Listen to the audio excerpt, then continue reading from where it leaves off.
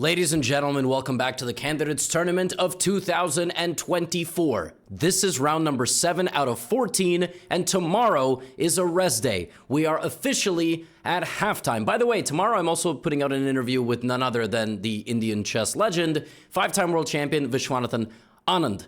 That will be on this channel. But that's tomorrow. Today is round number 7 of 14, and oh my god, today's round was unbelievable. From start to finish. Hikaru Nakamura pulled up today and detonated an absolutely explosive opening idea against Jan Nepomniachtchi, the tournament leader, and at the very end of this recap is one of the most incredible victories I've seen in recent memory. And everything in between, some a little boring, you know how it goes, but most of it extremely exciting. Hikaru Nakamura versus Jan Nepomniachtchi, it's halftime. Nepo leads the candidates with 4 points out of 6. Hikaru has 3. Hikaru shows up and plays pawn to e4, because when you play e4 against Jan Nepomniachtchi, he is going to play the Petrov defense. He is probably the world's leading expert nowadays. He plays this literally all the time. Now, the last time they played in the candidates, 2022, it was takes, it was d6, it was knight f3, d4, d5, and in this position, Jan went knight c6. Hikaru then castled, played c4, had a pretty good advantage against Jan, but Jan managed to escape. He managed to defend, pose some problems. Hikaru couldn't win that game. Jan went on to win that candidates. This time around, Jan plays bishop to d6. The symmetrical developing scheme, we have castles, castles, and a position that has arisen 5,000 times at the highest level of the game. At this point, the most common move for white is to play knight to c3. And the idea of knight to c3 is trying to get a trade, dc, bishop c4, and this position may look familiar to some of you because it literally happened a couple of rounds ago in the game between Praggnanandhaa and Jan Nepomniachtchi with knight to h4. This literally happened, but rather than going for knight c3, which Jan probably checked, Hikaru plays rook to e1, the second most common move in the position. Jan Nepomniachtchi defends the knight with his bishop. Hikaru plays queen b3, queen d7, protects everything. And once again, this position has been reached many times before. White still can play knight c3, white can play bishop e3. Hikaru chooses a move that has not been played very often, and that move is pawn to c5, attacking the bishop. The reason it's not a very popular move is it's extremely committal, and it takes the pressure off the center. Jan plays bishop c7. The pawn is not capturable because black has bishop takes pawn check, and the queen would take the queen. So that's not playable. But you know what is playable? In this position, Hikaru plays a move that's been played 5 times. A pretty natural move, but not the most popular. Here's something incredible about the move pawn to g3. It has been played about 5-6 times, all in the last few years, all in high-level games. Hikaru copied Hans Niemann, whether he knew it or not. Hans Niemann has played this move twice in his tournament games. Look at that. Now in this position, black can play a lot of things, but Jan plays a5. And he spent a bit of time, he spent 4 minutes clearly remembering his notes, and he played pawn to a5, trying to get after this queen. But you will notice the move g3 stopped all of this. So did Jan blunder the pawn on b7? No, not quite. Hikaru plays knight to d2, trying to get rid of this knight. Now this knight's defensive move, bishop e6. You cannot take the knight, because after that there will be a But wait a minute. Folks, I'm very confused. Jan Nepomniachtchi is just losing material here. And if he plays knight to a6 defending his rook, Hikaru trades and is up 2 pawns. I don't get it. What am I missing? Nobody's missing anything. Because in this position, Jan Nepomniachtchi sacrifices the knight! Knight takes f2, ravaging the king's position. Both guys still probably in their preparation. Hikaru counter-sacrifices material. Remember, you cannot take this because bishop takes g3, so Hikaru counter-sacrifices the bishop! What is going on? Black takes on h7, and now the queen takes the rook. Jan gives a check on h3. Hikaru brings the king up to g2. Jan plays bishop g4. Hikaru brings back the queen. Wait a minute. 1, 2, 3, 4, 5. 1, 2, 3, 4, 5, 6. And white has a rook for a bishop. White's doing pretty well. White's doing pretty well, and Jan spends 5 minutes on rook to e8. Hikaru brings back the queen. They trade. Where are all of black's pieces? Well, it took Jan 37 minutes to get to this position. And it took Hikaru 0 time. All the time you see on Hikaru's time, all the clock, like the time you see on Hikaru's clock, that was from like moving around. Like that was from thinking for like 10 seconds, maybe going to the bathroom. And finally, in this position, Jan needs to move the king back to g8. This is the final move of prep. Instead, he plays bishop f5. And after queen f1, he spends another 17 minutes. 17 minutes moving the knight to d7. Bringing another knight to the attack. Hikaru emerges from the opening, up 54 minutes on the clock. That's nuts. And now, in this position, what white has to do is consolidate his advantage. He has to get these two pieces involved.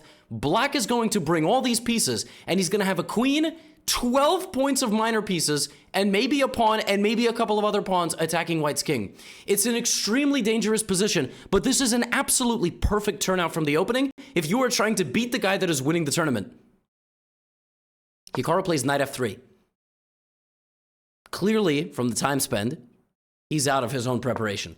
The engine also really likes a4 now, bringing the rook.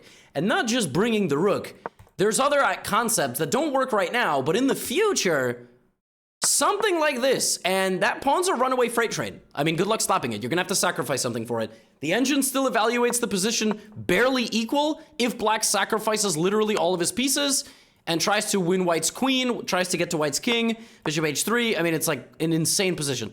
So Hikaru plays knight f3, Jan plays knight f6, and now Hikaru starts getting, rid of the knight.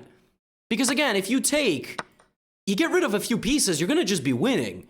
Bishop h3, I'm gonna come and give a check. I'm gonna play knight f3, setting up knight g5 as well, which is why in this position, Jan plays king g8. Jan is now down an hour on the clock. He plays king to g8 to sidestep anything on g5, to sidestep anything on the g5 square.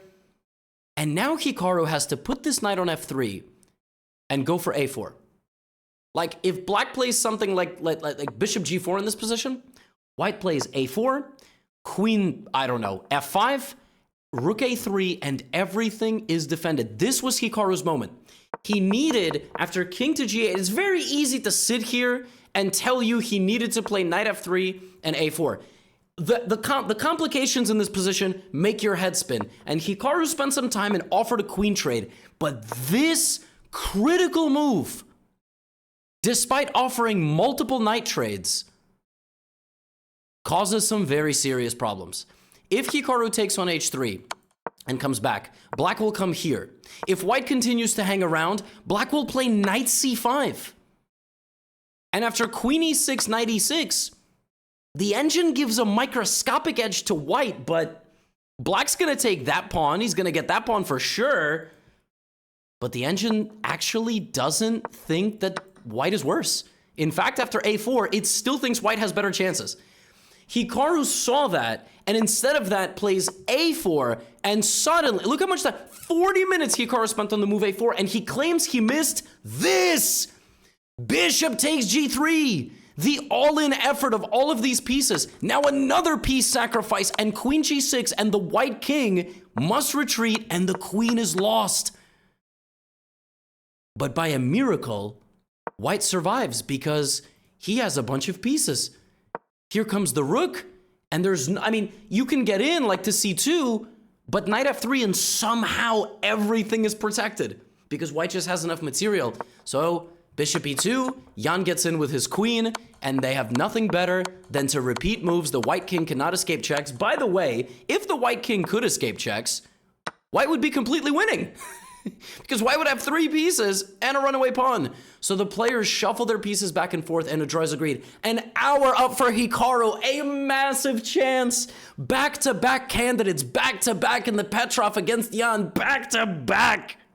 Jan Nepomniachtchi with the defensive effort. Some of you were not watching the candidates back in 2022. I urge you to go see that game. This one was unreal. I mean, what Hikaru did, an absolutely insane effort. But in this position, he had to bring his knight and play for a4, and he mistimed the a4. He played a4 a little too late, and it was a beautiful defensive effort from Jan, an offensive effort, defensive, whatever you want to call it. It was spectacular, but Hikaru missed the chance, the small of a chance that he had, and Jan Nepomniachtchi maintains a first-place position with 4.5 points, pending the Gukesh game, which was unbelievable, and I will show you that as well. Now, one game that was also knock your socks off level of excitement, Lagno on the women's side versus Vaishali Rameshbabu. This one began with an Italian. Then I have a couple of, we got every round, we got a couple of boring draws. And then we go back to explosive chess. Bishop c5. This is one of the most aggressive ways to play the Italian. Bishops, it's one of those that's like, hey, get out of the row, what are you doing? That's a New Yorker Italian. Knight bd2, castles. And we don't have to wait for excitement very long in this game. As black plays knight e7, the center explodes. The bishop comes back, and black captures on d4. Knight takes g4, knight g6. And in every single Italian, it's a slow positional maneuvering game until it's not. And the center blew up. And very quickly, Lei got moving on the queen side with this move c4. Targeting this, c5, knight d6, all of these ideas. Now, Vaishali controls that square, but it is Lei who is coming in on this diagonal. Bishop goes back to c8. Now, a nice idea here from Lagno. Takes on d5, and a very nice tactic. Knight goes to b5 because black lost control of that square. Gets rid of the bishop to alleviate some of the pressure in the center. She could have actually, in this position, played the absolutely filthy, the absolutely disgusting queen takes d5. You are not looking at that wrong. Rook d5 runs into knight f6, rook e8, and I just go here, and black can't move. Black doesn't have a queen move. Black doesn't have any move. Black can't move any piece. If Lagno did this, it would have been the game of the year. Instead of that, she plays knight a7 because giving up your queen like that is a little bit brutal. Queen c3, the attack still goes forward, and it breaks through with knight to f6. A sacrifice of a full horse. I almost said a whole force. Bishop h6, the black position is falling apart, and unfortunately, Lagno had Vaishali, I should say, had a bit of a slow start. A bit of a decent start, actually, but she has lost a couple of games in a row. Lagno on 4 out of 6. She had a rough start, but she's picked it up.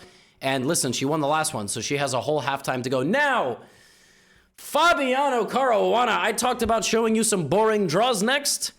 I don't know what was going on in this game. Fabiano Caruana showed up with e4. Pragg and Fabi have the same score. Pragg plays French. Nowadays at top level, if you don't play c5 or e5, you are an outcast. You are a weirdo. You are the person that sits in the back of the classroom and makes funny noises and distracts the smart kids. The French defense in the candidates tournament is bonkers. And we've seen Pragg. I mean, Pragg in his game against Vidit played this opening, which you couldn't pay a top grandmaster money to play. Like, if you said, I'll give you $20,000, play this. He said, no, what are you, insane? All right? Pragg plays the French defense. It's a completely fine opening, but at the candidates, it's not the meta. And Fabi goes for an advanced French. We have this. We have a line of the advanced French where black is really struggling for space, as you can see. And now in this position, several approaches for white are possible. He plays bishop to b2, and now utilizing this tactic, Pragg is able to land the knight on a5, right? Because the knight can't be taken, puts the knight on c4, and then he wastes a move playing this move b6, so that the knight takes the bishop, and that bishop in the French is the problem bishop. Black no longer has a light square bishop, so he's going to use this color complex to control the light squares, and this knight is just a beast. It is such a powerful piece that sensing the game is about to slip away, not slip away, but black is going to get a really comfortable position. Fabiano just take the bishop. I don't want the bishop pair. Take the bishop. Because if he hadn't, and by the way, the computer likes not taking. It likes giving black all of this. It's actually quite happy, the engine, to play like a4 and stuff. But Fabi is a human, and so is Pragg. And now they just have opposite colored bishops. And both sides kind of have their strengths. Some of you might be looking at this. That doesn't quite work. And you talk about a boring draw. I mean, not much happened in this game from this point. They kind of shuffled, but it was kind of impossible for either side to break through. Pragg is not going to play a move like f6. It weakens everything. In fact, it just loses the game. So knight c6, and it was tense for a moment, and there was maybe a chance even black was better, but very quickly they shuffled, then they traded all the pieces, and rook c8 came with a draw offer, and a draw was agreed. So, I mean, you talk about an effortless draw by Praggnanandhaa. Like, Fabiano has just got nothing today. I mean, absolutely nothing. This was a great game by Pragg. For his tournament, it's very good that you can just draw Fabi. Like, clearly his openings with black are on the money. But 4 out of 7 for both of them at halftime. Jan at 4.5, right? And the game of Gukesh, he has 4 right now. It's outstanding. He is going to be playing against Ali Reza in this round. Now, Anna Muzychuk, Hampi Koneru, these two are beasts. They have been at the top of women's chess for a very long time. By the way, this opening was seen twice in today's round. This is called the Cosio, but with the inclusion of a6, it's just like a Cosio deferred. This is the Cosio, and this is like the delayed deferred Cosio. Black just tries to defend the center in an offbeat way. But this one, if I just click through it, I'm not gonna lie to you, a lot of pieces got traded very early. White had a small positional advantage, as you can see from the pawn structure, and actually, around here, the computer really liked White's position, and now White had to choose the right way forward. Unfortunately, she didn't, and there was a big clash in the center, and that just led to a very big simplification. So, White still kind of has a little bit of an advantage because of the e-pawn and the weakness of Black's pawns, but Queen b3, and the players ultimately traded everything. Nobody's going to win this position. And this one was a draw after 40 moves. And one more, game we have to include. This is the battle of the leaders. This is Goryachkina versus Tan Zhongyi. Half a point separates them. They are the leaders on the women's side. A6, an offbeat Queen's Gambit declined. I actually have a course on this. I love the Queen's Gambit declined here. Goryachkina plays Bishop g5, which is a way to absolutely kill the game. With White here, you can, lose this pawn, get the center, give up but Bishop g5 kills everything. And that's why she spent a few minutes on it. She plays in the most boring way possible, doesn't allow her opponent to get a game at all. And she does have this battle against Black's hanging pawns. So White does get, a little bit of pressure, a decent, position, but Black is very active. At this point, knight e1 would have been the way for White to push for an advantage and try to beat the leader. Instead, she went knight to g5, and very quickly, just like in the other game, as it happens at this level, pieces get traded, and when I say pieces, I mean literally all of them. It was tense for a little bit, but yeah, all the pieces fall off the board, and we go to a rook endgame, and this one is a draw as well. So on the women's side, the only person that won is Lei Tingjie. She now has 4 points. Tan Zhongyi still up top, though, with 5. Followed by Goryachkina with 4.5. And one more game. This was Lagno versus Salimova. And this one also, by the way, the same exact defense, but without a6. Was a slightly different type of game. In this one, Black definitely was under pressure. And it was complicated. It was like rooks, knight, and bishop. But I gotta tell you, for all intents and purposes, Black was playing catch-up for most of this game, if you count the pawns. She is down a pawn. She was also down a pawn to Tan Zhongyi. Nurgül just kind of hates pawns. She's always down a pawn, but she always has pressure. And White had an advantage here, potentially, if she had played knight to e3 and then knight to c4. But sensing that her king was quite weak, she played rook d4 instead, but she allowed simply too much counterplay with rook e2. And all the pawns started falling. This is just a drawn rook endgame, and the players agreed to a draw. However, here in the open section with the men, we have 2 players who are having absolute spirals of tournaments. Nijat Abasov is the lowest seed. He has 1.5 out of 6. Okay, he has lost 3 games, and he's made 3 draws, and he's in the middle of a losing streak. And he sits down against Vidit Gujarati and he plays e4, which is already a massive shock. Because Abasov plays d4 this entire tournament, and I don't think Abasov is... I mean, at this level, you play anything. His opening repertoire is not angled toward e4. Already a massive surprise. Which is why Vidit plays e5 after nearly 4 minutes. He obviously meditated before the game, but Vidit played e5. Vidit showed up to this tournament with the Berlin. You might remember he had a game against Nepo. e4, e5, knight f3, knight c6, bishop b5. Is Vidit going to play the Berlin? The boring, drawish Berlin against Abasov. Is that what he's going to do? Doesn't he want to beat Abasov? You got to beat the guy who's in last place and the lowest rated. There's a lot of pressure on you. What are you going to do? Abasov, by the way, after Vidit spent 5 minutes again, a lot of hesitation in the opening, declined the Berlin. So Abasov is not interested in the endgame. Vidit breathes a sigh of relief. Bishop takes, pawn takes. Now Vidit spends another chunk of time to play knight d7 and knight c3.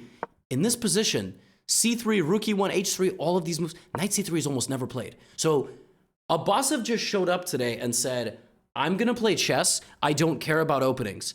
Now Vidit, who was not expecting this opening at all, has to remember his prep, and the pressure is on him to win. And if he tries to take too many risks, he might lose. Queen e7, 15 minutes. He spent 15 minutes moving a queen one square.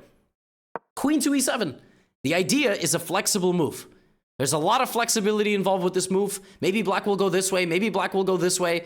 And now Abasov plays bishop e3. Just offers a trade, and now officially, we have left all known theory. We're just gone. White has a damaged slight structure, but they open f-file. Black has the split pawns, as he does in the Berlin. b6 from Vidit. a3 from Abasov, ready to meet black's expansion over here. Bishop b7, b4. Okay, taking a little bit of space. Vidit also lashes out. That Berlin structure is very flexible. Knight e2 and knight g3. He expected he would go here, so he has arrived with his knights. g6 from Vidit, disallowing knight f5. Now queen d2, c5 from Vidit.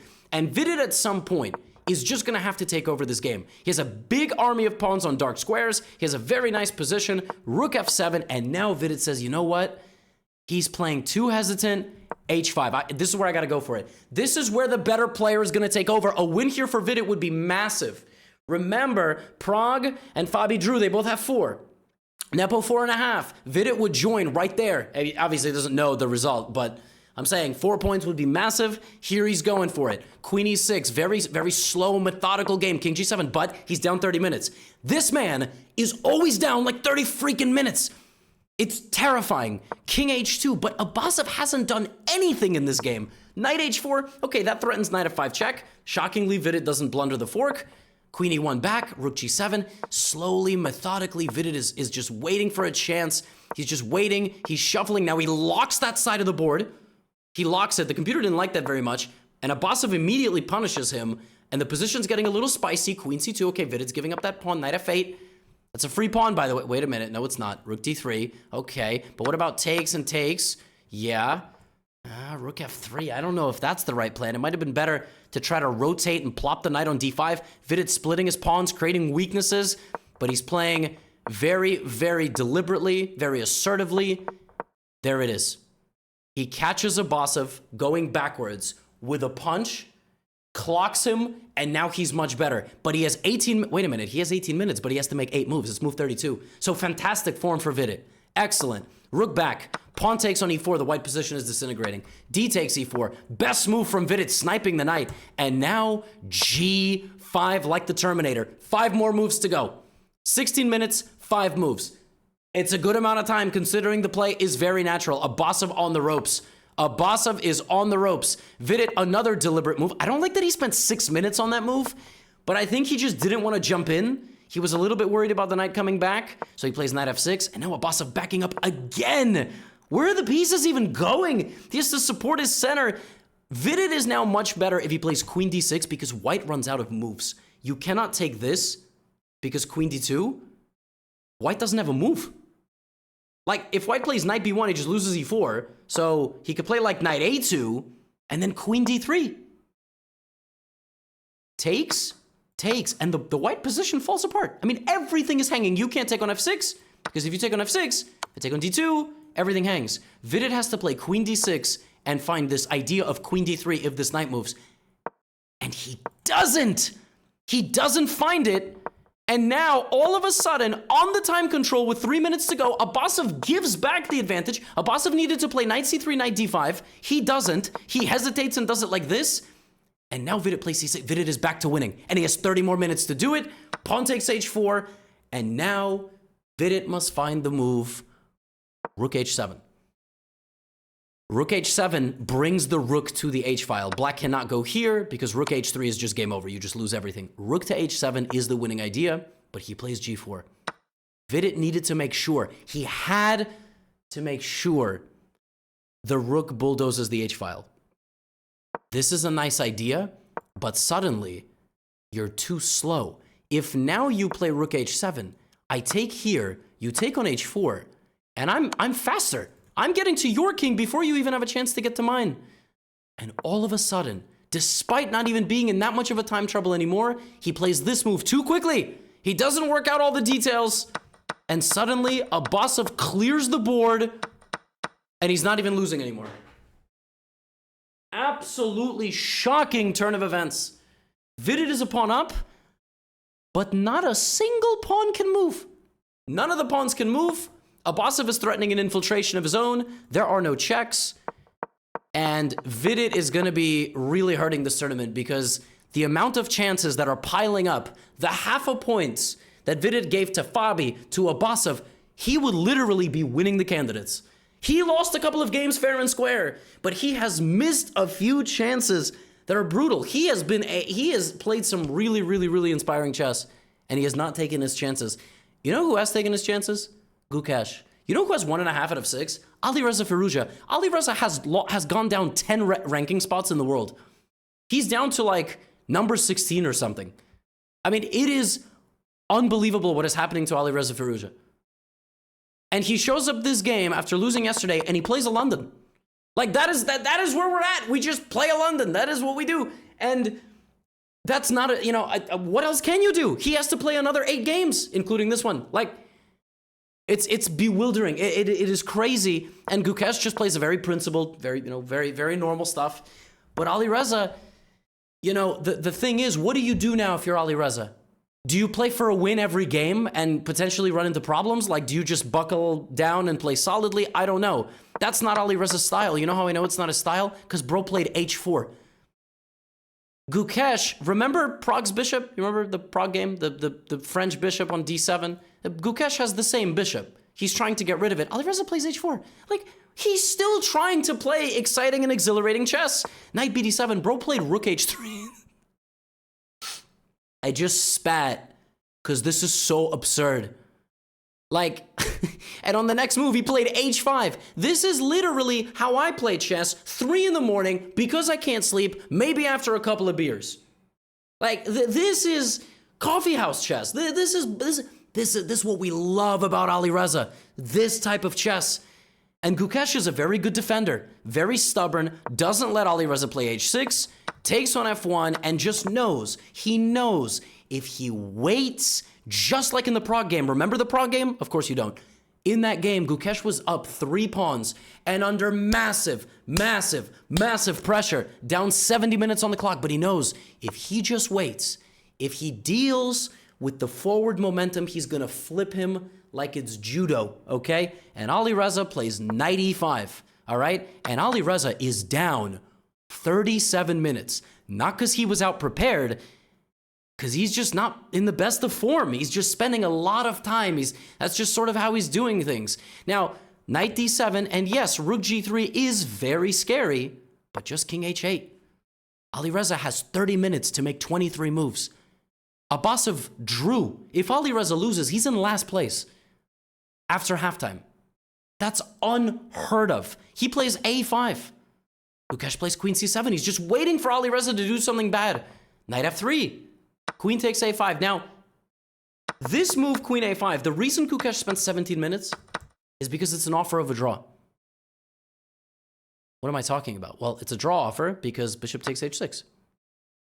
And queen d2. And that looks like mate, but black defends, but then there's check. Can't play f5 because of en passant. King h8, it's a draw. So Gukesh takes on a5 and basically offers a draw. Says, you know what? I'm happy with the draw with black. 4.5, I'll be in first. I don't know about Nepo's game, or maybe I do because it's over. I'll be in first. Alireza says no. What? What is Alireza doing? He just lost the pawn. What? Why would he do that? Why would he play c4? Now Gukesh just plays rook g8. Now there is no sacrifice. You can't even go here anymore. Because if you try to go for all of this, I just take on g3. You don't have any. Oh my god. And now, immediately after not going for the draw, Alireza plays rook a1, and he's losing. I mean, you can't script this stuff. This tournament is spinning completely out of control. He sacrificed a pawn. He can't defend b2. He can't defend c4. Now he has to play b3. He has 12 minutes for 18 moves. How is he going to make 18 moves from this position? If that man has a coach, that coach needs to scream at him. Knight c5 from Gukesh. He's just going to clean things up. Alireza continues to fight back, though. It's in his blood. He plays knight d4. Oh, my God. He has 7 minutes for 17 moves. There is no bonus time. How is that even physically possible? Gukesh it's the best move. And Gukesh is just playing a fantastic game. I mean, knight e4, it's the best move. Rook e3, 6 minutes. He spent 1 minute on that move. It's all over. Gukesh is about to lead the candidates at the halfway point. He continues to play the best moves. Alireza plays rook c1. A lot of tactics here. The cleanest thing that you can do is play rook g to d. And he played it again. I mean, Gukesh is just unbelievable. He's having an unbelievable tournament. The knight is sniping, and Alireza is out of sorts. He rolls the dice one last time and plays b4. 4 minutes, 14 moves. Time is ticking. Gukesh in this position can back up, but he takes 2-pawn advantage for Gukesh. Alireza plays c takes d5. Wait a minute. Wait a minute. C takes d5. The knight is hanging. Well, that's easy. You just take back like this. No, because then rook b3, rook b7. Wait a minute. C takes d5. The only move in this position is the move Gukesh finds, sacrificing the knight. And after king f2, rook d5, Alireza plays rook e4 with 246 for 11 moves. Rook d8, black's position is dominant. White can't move anything. Bishop c5, and Alireza finds the only move, queen b3, with less than 2 minutes to play the 9 remaining moves. The queens get traded. I'm not sure Gukesh can play this for a win anymore. Yes, he has 3 pawns. He has 6 pawns versus 3. He's 3 pawns up. So it looks like right around here, maybe black should have just gone back to b6 and done this. That probably was the best way. He probably should not have taken on b4, but it settles. And okay, I mean, Gukesh is still pushing, and Alireza has 2 minutes. But wait a minute, so does Gukesh. Alireza goes to c7. Gukesh pushes the knight, but now the knight infiltrates. What do you even do here? Rook 8 is a really smart move. Just getting rid of everything on the 7th rank to try to push. Knight d7, very clever. Gukesh here panics, plays king h7. Oh my God, he has 20 seconds for his remaining 4 moves. The best move in this position was to just play b5 or something. Just get the pawns together. King h7 is a panic move, because now Alireza plays rook f3. Who guards the pawn? I got news for you. Probably nobody, because of knight to b6 being a fork. Gukesh plays a3 has 8 seconds, but rook f7! He goes here, knight f8! And before he has a chance to even lose the game on time, a2, knight g6 check. Anywhere you move the king, rook g7 is made. Alireza Firouzja just beat Gukesh. What? What just happened? He was down a pawn. He was down a pawn. He was down 13 minutes. He had 7 minutes to make 17 moves. I mean, you could have been looking at a career-defining moment for Alireza being 1.5 out of 7 at the halfway point. But he kept fighting. He kept looking for complications. He did not give up. And all of a sudden, he forced Gukesh into scramble mode. And even though black might not be losing, this is such a clutch move. Oh my God. The emotions right now are, you have to feel for Gukesh. I mean, this is a gutting defeat. He would have been in first place if he won this game with 5. But not only did he not draw, he loses, and you just got to give credit to Alireza. You really, really do. I really hope this is the start of some big results for him in this event. Jan Nepomniachtchi continues to lead the candidates. He has now led the candidates for 35 straight rounds. 35 rounds of candidates. Jan Nepomniachtchi has been in first. Gukesh and Fabi and Pragg all with 4. Hikaru, Vidit, 3.5. And oh my God, if Alireza wins a couple more games, there's 7 more rounds to go. Rest day tomorrow. I've been really, really enjoying reading your comments and the hype in the comments and all the views and things like that. I'll see you all tomorrow. Get out of here.